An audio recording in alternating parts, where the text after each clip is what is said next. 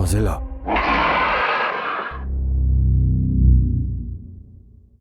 Hey everybody, welcome back to the Lens Logic podcast. I'm Fazilla, your host, and today I'm actually in Grass Valley, California, which is Northern California, and it's between Sacramento and Yosemite. And I came up here to do a shoot with a plastic surgeon who's been in practice for many years.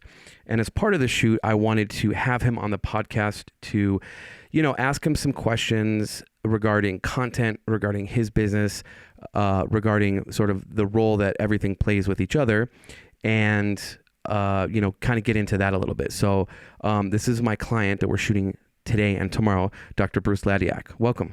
Thank you. Glad to be here. By the way, it's between Sacramento and Lake Tahoe. Sorry, Sacramento and Lake Tahoe. Sorry. No worries. Doc, so you found me from your web company that you hired to do a new website. And they recommended me to do the photos for your new website. And then we talked, and then we decided it would be better to do a content shoot for your Instagram advertising, as well as photo and as well as some video, and get some patient testimonials and that kind of thing. So before we get into like all of that, first, I wanted to ask you, can you just give me like a quick bio of yourself and the practice and how long you've been here and all that kind of stuff? Sure. Yeah. I've been in practice for over 20 years. I initially started in facial plastic surgery, then actually went back and did a second residency in general plastic surgery, and been practicing the whole gamut of plastic surgery since then. I'm originally from Bermuda and born and raised, and when I finished my training initially 20 years ago, I moved back there. And after 7-8 years there, we decided to come back to the mainland. And since I did a lot of my training in Northern California, this was kind of an area that really spoke to us. And looking for a small town and close to Lake Tahoe really kind of sounded like just what kind of fit my bill. Because I started in facial plastic surgery, that has always been a major focus of mine. Do a lot of facelifts, mini facelifts, upper, lower lefts, brow lifts, rhinoplasty. But we also do a lot of breast surgery here, breast reductions, lifts, augmentations, you name it. So I wanted to ask you, so you're from Bermuda. Yep. And so what was it, you being a Bermudian, that got you into the idea of like, okay, I'm going to be a plastic surgeon? I when I initially started in ENT, my residency was in ear, nose, and throat. I did not think about plastic surgery initially. I was thinking I was going to be an otologist, which is a surgeon that deals with ears and tumors around the brain, close to the ear. I kind of quickly found out that was not something I liked. The microscopic aspect of that sort of surgery didn't please me. But in ENT, there is another subspecialty, facial plastic surgery, which it totally drew me. It was very artistic. There was a lot of thinking outside the box. How do we reconstruct this defect from maybe a cleft lip or cleft palate or traumatic thing? The cosmetic aspect. It was really the blend of art and science together that I didn't find in any other field. I didn't even know it. I had never really thought about it until I was exposed to it in my ENT residency, and that kind of changed my direction. Yeah, and so because you were an ear, nose, and throat doctor already, you already kind of understood the like biology underneath sort of like the plastic side, which is like the outside, right? You already kind of had the knowledge of the internals, and then to just kind of like switch onto doing plastics, that's probably a pretty easy pivot, no? Plastics is part of a couple of different specialties. For ENT, it's facial plastics. I think it is definitely really important to know the specialties that are related to plastic surgery before you actually do them. For example, in ENT, rhinoplasty is a big part of ENT, and even because ear, nose, and throat, right? For sure. And anybody who does a lot of rhinoplasty, I really feel that knowing the anatomy and knowing all the functional aspects of the nose are critical. And that's why I think that ENTs really have sort of a leg up when it comes to rhinoplasty specifically, because knowing all of the nuances, ENTs do so many nose surgeries, even if it's not necessarily cosmetic. Knowing all of that background when you then go on to do cosmetic surgery, knowing that anatomy is so helpful to avoid any sort of complications in doing facelift surgery. I found it very beneficial to my practice having done ENT first. Let's get into sort of content regarding your practice. So how long have you been practicing in this city? almost 16 years. Yeah, 2008. Okay, so you started here in 2008. And what kind of marketing or advertising have you done before now? Up until now, we've been doing a lot of physical advertising, newspapers, magazines, some radio as well. And we've built up an email list since we've been here and kind of used that as a constant contact way to sort of to promote. Yeah. We've not really done a lot of social media. And that is part of this big push to when I hired plastic surgery studios and hired you. I just kind of felt like this was a mature practice now. I feel like I got a lot of experience. I love our patient population. I've done a lot of good work, but I really felt like now's the time to really let the wider area know the good work that we're doing up here and get the name out and really get into the 21st century when it comes to social media and marketing. That's good to know, because I can't tell you how many people I talk to who are like, oh, we don't need social media, and they're not doing any social media. And, I think you and another one of my clients in Arizona that I talked to recently said the same kind of thing. Like we've been doing what we've been doing for 20 years, 25 years, and we've just had a really good emailing list. We've had a really good word of mouth thing, but I don't want to get left behind in the age of social media. And I think that's a really good point of view. And to be fair, I think that my generation is an enigma. You're not going to see this much in the future because the people coming out training now, my God, they grew up with the right social media. But my generation is the one kind of straddling it, where we started out when practice without it. Yeah. But now it's kind of taken over, and so you just have to keep up with the times. Exactly. I will say one thing about that though, is there is a client, an old client of mine, who I still follow on Instagram, and his practice manager / social media manager, she's like a big influencer. I mean, she has him, jumping around like a dog, like doing tricks. And I'm just like, at what point does like the professional line of like, I'm a surgeon, like when does that get blurred, or when does that get lessened by doing, dumb stuff on social media?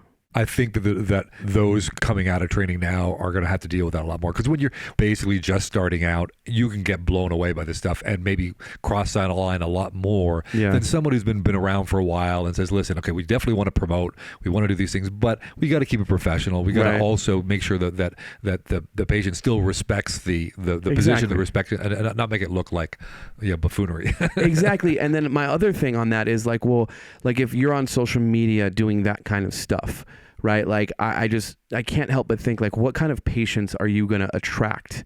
Like if you're getting people DMing you on Instagram, like, hey, I've been thinking about doing a BLEF, rhino, whatever, and then that becomes a lead. What kind of people are going to be doing that based off of like, you doing a dancing, like sort of making a fool of yourself video versus if you're just doing it tastefully and just promoting your business. Yeah. You bring up a really good point. I've been very fortunate in everywhere I practice, Bermuda and here, the only two places, that in general, people are very, very down to earth. Obviously every practice is going to have patients where they have unrealistic expectations. Well, it happens everywhere, but much less so in the places I've practiced. I think largely because they're kind of small town. It's not quite as a little crazy as it being Las Vegas or something like that.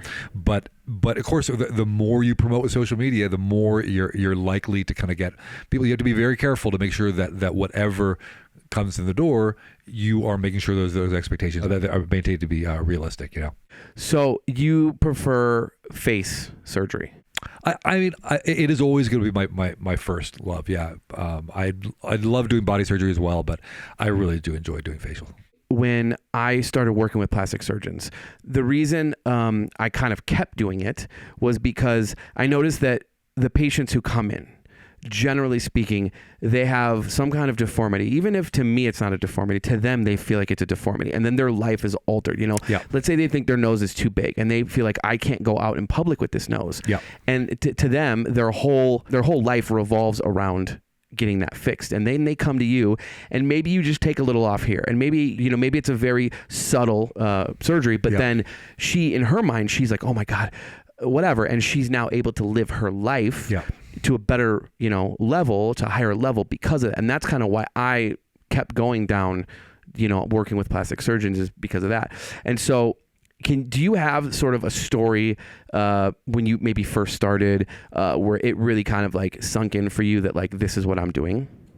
What your perception of what the issues are and what a patient's perceptions can be completely different. Yeah. Completely different. And it's so important to listen. I just a huge part of the culture in my practice and what I've learned over the years. Listen. I remember my first or second year of practice, and a patient came in to see me, model beautiful, absolutely gorgeous in her 20s. The only thing that was really an issue was she just had a very prominent nose. She had a really big nasal hump. It just kind of took away from the aesthetics. I asked her, so how can I help you? What are you here for? And she looks at me, she goes, well, doc, isn't it obvious? I learned my lesson in this one. I kind of like, I bit and I said, oh, are you here for your nose? And she goes, no, it's this like mole right here. She points out this like mole that you would literally need a microscope to find. And, oh my gosh! It was so not only absolutely embarrassed in the moment, but it also taught me a lesson too. Is like, so my perception and hers were different, and I mean, you can take five different people. Maybe they had different perceptions too. To me, I thought it was pretty clear the thing that could help her the most. But in her mind, nose didn't bother her at all. What bothered her was this little mole. To me, I barely noticed it, but for her, it meant everything. Yeah. So we took off the mole, and she was very happy, and it just kind of like made her day. It wasn't like obviously life changing like some things can be, but the point is that you can't assume what one person is going to want or how they perceive themselves or what issues they may think are important to them. Yeah. The important thing is identify what it is that they're trying to change. When the patient comes in and actually has a specific idea of what they don't like, it's so much more helpful to the plastic surgeon than somebody who says, oh, doc, I don't know, can you just kind of make me look better? I don't like my face, but I don't know what it is. Just make me look better. That's a setup for an unhappy patient if they can't really identify what they don't like. On the other side of it, I've been working with plastic surgeons for like 7 years now. And my girlfriend at the time, one of the clients had said, hey, kid, whatever, we have a person we're training, do you have anybody? And I said, yeah. And I sent her in. And so she sat down, and the doctor, sometimes there's these plastic surgeons who their bedside manner is like not very great. They're just super medical nerds. Yeah. And they use all the terms, and they don't really know how to translate that to patients. Yeah. And so he was one of those guys, although he was a great surgeon. Sure. And he was training his injector how to do, Juvederm, right? And she had wanted some filler in her under eye. Yeah. So that was what was supposed to happen. And then what actually happened is he brought in like 3 or 4 interns, and then they like put the spotlight on her, and he's like, okay, so this is what I do. See how her nose does this? And she's like, what are you doing? And she said she came home and she was like so upset about this because he never asked her permission to like analyze her face, and she doesn't have anything wrong with her face except she had a little bit of under eye thing that she wanted to fix. And instead he's like, did you get a chin implant? And she was like, no. He's like, are you sure? And she's like, yes, I'm pretty sure I didn't. Yeah. And he's like, let me see. Oh, wow. And then he's like, well, yeah, okay. So I'd want to take a little bit off the chin because the chin is very prominent. Yeah. She's like, what? And anyway, so the other side of that is like, it can be a little bit harrowing when, to the person you think it's obvious, but then the doc comes in and is like, let's change this, or whatever, right. You know what I mean? Yeah, no, that's exactly right. And some people will want your professional opinion on, one particular aesthetic aspect or another. And that's, of course, you're going to see a plastic surgeon. There's nothing wrong with that. But there's no substitute for having an idea of what it is that you would like to change, because that it really you can have 2 identical twins have a very, very different concept of what they want or what makes them happy, or some of them may not want anything at all. There is one of those that I do know, and it was crazy. Okay, but let's switch topics here. Besides the whole, I know we talked about you wanting to not get left behind and kind of embrace the digital age or whatever, but like, was there something that occurred where you just realized like, okay, I need to pull the trigger on this and it's like invest in this? I wanted to make some changes in my website for a while. I just kind of really felt like it needed a whole new revamp. And really for the last year, I've been spending time trying to focus on our culture, our core values, and actually kind of writing about it. And in doing so, when I put it all together, I just thought, if I'm spending all this time doing it myself, mm-hmm.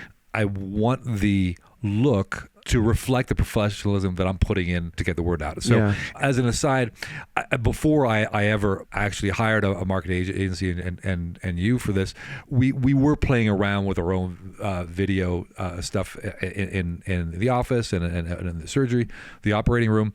And I quickly realized that even though I'm sure I can come up with the content, but the actual professionalism of the video and audio itself, that is not what I do. And it will be a terrible pairing to have great content, but not good shooting, not good lighting, not good editing. I'm like, this makes no sense. Yeah. You're trying to project yourself as a professional of the highest level to your patients. So the work that you put on in your website and in your marketing should be the same. I agree. So hire the best. The reason I'm asking you that, and I want to clarify a little bit, is because I agree with you on that. But you would be surprised at how many like really good doctors, plastic surgeons are out there that when you say that to them, they disagree with you.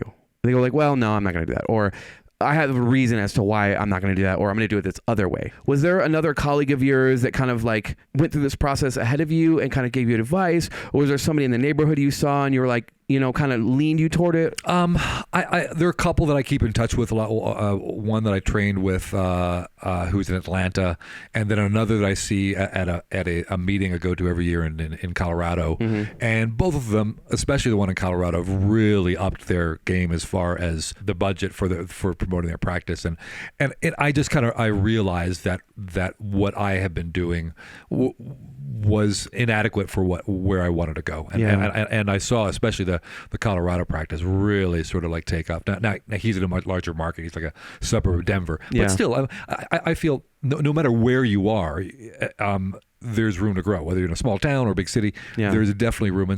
And you can pull people from the general area too. You don't have to just stick to this area. We're only an hour from Truckee. In fact, I saw a patient from Truckee today. This up Tahoe and an hour from Sacramento. The capital. So you're right. There's definitely a lot of areas to draw from. I wanted to ask you that to see if that was your answer.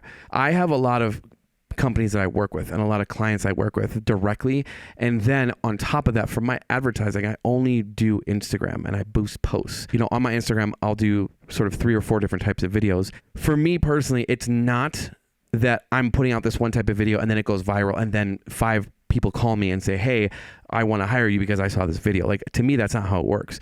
To me, how it works is you're putting, energy flows, whether it's, phone calls or billboards or digital ads or videos out, you're putting those out and then people are going to see that. And you may never know. That specific thing was what brought them in. Yeah. I mean, like you may have a flyer that you're like, oh, I hate this flyer. And you throw it out the window and then some girl comes, what is this? Oh, that's interesting. And something sticks in her mind about it. And then her friend or her mom asks her, hey, do you know any? And I just saw you. And then next thing you have a patient. And then you go like, how did you find out about me? And she's like, Donna told me. And you're like, I don't know. You never know. It's like the old adage that and this is long before social media, that takes like 7 or 8 sort of views of a particular advertiser or something before it hits the page.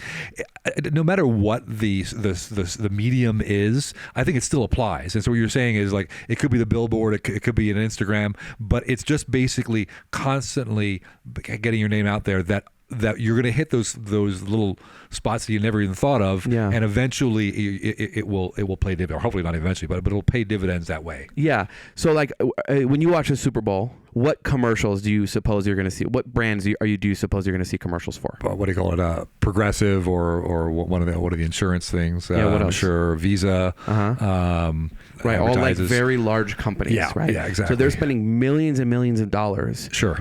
To tell all the consumers, hey, don't forget about us, right? My mentality is like, if you're a small business, you got to do that too. Right.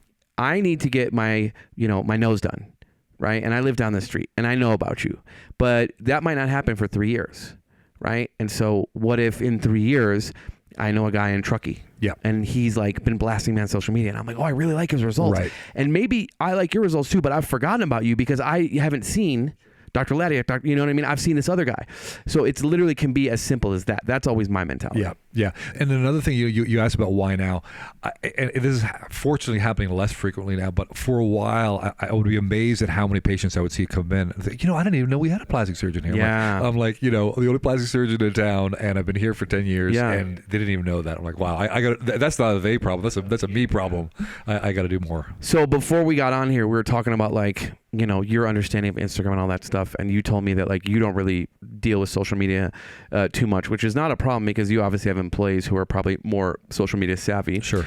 My idea for you is that we're going to shoot probably 10 or 12 videos, really nicely lit, good sound, like 30-second snippets of you, because you can actually target your Instagram ads to local areas only. You can go as far out as you want. I see. So that only people in this area or as far as you want will see your ads. Got it. People who are interested, or the algorithm will know like, oh, this person's looked at plastic surgery or, skincare or whatever it is, Medspa type stuff. And then they'll see your ads. So that's kind of what I want you to do. Okay. Aside from that, how far do you see social media, like how would you want this to go as far as like social media content being out there and that kind of thing? I mean, I see a couple aspects. One would be sort of an educational arm, silicone versus saline. What are the issues there? What's your opinion? Botox versus Dysport or the different filler. There are a million. I kind of like the idea of also bringing a lighthearted sort of fare to social media too. Maybe that's got a more TikTok. Sure. Maybe in the operating room. Obviously, not showing anything that would violate HIPAA or anything like that. But, sure. but just kind of like maybe break down the barriers between patient and professional to kind of to maybe kind of lighten the mood a little bit. Have you noticed that in the last, I would say 5 years, maybe, plastic surgery as a subject has become like less stigmatized? Does that kind of affect you up here? Because I know in LA it has. Yeah, I mean, I don't think we are quite where LA is always going to be at the forefront compared to a small town like here. But I mean, not only the last 5 years, the last 20 years. Okay. When I started practice, initially, I had a hard time getting any patients to consent to put photographs. I can imagine. Use for websites, especially once my real focus early on was facial plastics, and even though there will always be that to a certain extent, but less so, way less so now than it used to be. And there are certain patients that are like proud to kind of basically tell everybody who their plastic surgeon is. Those are the best kinds. That did not exist, 15 years ago in my practice. So have you done anything sort of proactively to kind of contribute to that or to like push that along? Have you noticed that anything you've done has kind of helped that along? Well, I'm kind of opening up to it more myself. Bermuda is a pretty conservative place where I grew up and I was initially practicing. And when I moved here, I kind of assumed that's kind of how people are here. And I'm learning more and more. People are just a lot more open, and certain people are more willing to kind of talk publicly about it. Mm-hmm. And so as they have, I've been much more encouraging to ask patients. Testimonials, same kind of thing. Yeah. So just basically more realizing that there are always people that will be private, and obviously you always have to respect that completely. Yeah. And there are others that are more than happy to talk about the work that you did. I think that all practices should sort of implement some system in their patient database that says, if that person is open to, publicizing their results or whatever, or is willing to talk about it versus the people who want to stay more private. And then from there, you can kind of like create a lot of content from those people. Right. When you come up with ideas of like, oh, hey, let's do this video. Hey, call Samantha and see if she'll come do this really quick. It'll be 15 minutes or whatever, no? We've tried to standardize it, like the post-op, when they come in for their post-op photographs. Yeah. It's a standard thing now to ask. And we have a consent form with lots of different boxes. So it gives them options. Obviously, if they say, no, I don't want you to do anything, then they don't sign anything, of course. But there are ones they'll say, okay, I'll let you use photographs only for inpatient consultations. In other words, not a website for promotion, but inside the practice, and only if it doesn't identify anything. Let's say it's like a breast or body, but nothing. Got to remove the tattoos or whatever. And then all the way up to full consent, which means face, whatever, and allows a patient to pick and choose what they feel most comfortable with. I think that you guys knowing that will help you in the future with your content creation, because there's always times where like you don't know what to do, you know? Yeah. And it's like, oh, hey, Samantha's coming in today for her Botox. Let's ask her if she'll let us, film her, get the Botox, and then do like a little 5-second testimonial. Sure. And then you can have one of your staff come in and just do like a quick video. Right. You can have her edit it together, put some music behind it, and put some cute captions, and now you have a post, and you know she's willing, and then that's get you free content of something you can post that day. Any of the messages that you guys kind of want to say, absolutely, you can use that. Yeah. The last year especially, really proactive and asking patients as they're leaving, would you write us a review, and that's it looks like with everything, right? Whether it's Amazon or it doesn't matter what you're promoting, reviews are important. Well, that's why at the end of every shoot, first of all, that's why I do the vlog. I want people to be able to see what I do. As you know, when we started talking about doing a shoot, you had no idea what it was going to be. Right. Until we started going through it. And then after you kind of started realizing, wow, this is like a bigger deal than I thought it was going to be. So I kind of make the vlogs so that people can see like, yo, this is what we have to do to get this kind of, quality of stuff. But also at the end of that, I always interview my people and say like, what did you think? And just give an honest answer. And usually like, oh my God, it was amazing. We had such a good time. Right. And then I use that because a lot of times I find out like at the end of every shoot, I send out a feedback form and I say, hey, did you like it? What did you like about it? Is there anything you didn't like about it? Is there anything we can improve? And they're like, oh yeah, we'll fill it out. And then 99% of the time they never fill it out. So I'm like, okay, cool. That doesn't help me. Right. I spent all this time, 20, 30, 40 minutes mocking up this like beautiful form. Hey, can you fill this out? And and they never fill it out. So then I just do the videos and I say, hey, what do you think of it? And they say, oh, blah, blah. And then I edit that together.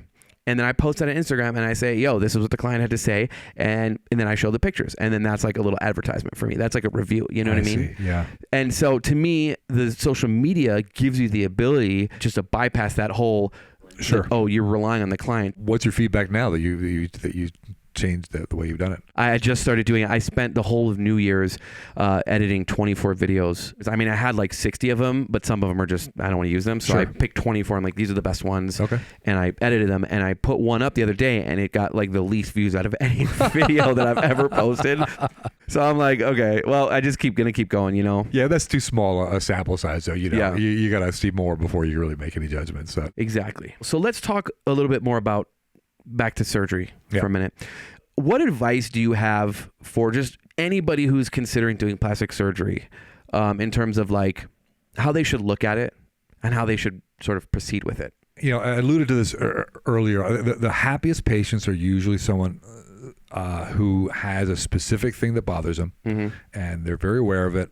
They've maybe have tried to fix it one way or another. Let's say, for example, it's some little fat in the tummy and the flanks, your sort of love handles. And if they're really kind of concerned about that and they've done all the things that they could reasonably do to try to get rid of it, they're eating right, they're exercising right, they're kind of taking care of their health, their weight's good, but it's just not going away. Then that usually somebody who's been thinking about that for a while, not on a whim, exactly. Not like, oh, I saw this girl on Instagram and I decided I want to get lipo tomorrow. No. Those are the patients that usually are the happiest with the results. Someone comes in and says, I'm not sure what it is about, but you just want to look better. That's a real red flag. I almost never, like somebody comes in for a consultation, even if it's something that has been concerning about them, I'll never book them that day. Even though they may be interested in proceeding, looking at dates, I want them to kind of take home the information, digest it a little bit, really kind of understand, because it's a serious thing. Even though they're coming to a professional, they expect good results and minimal complications and all that, and that's what you're coming here for. But at the same time, it's something that you want to understand all the pros and cons. And I spend a lot of time with the patients. Take it home, think about it. If there's someone that you confide in, you want to talk to, that's fine. If in a few days or a week you still want to go ahead, great. Let's go for it.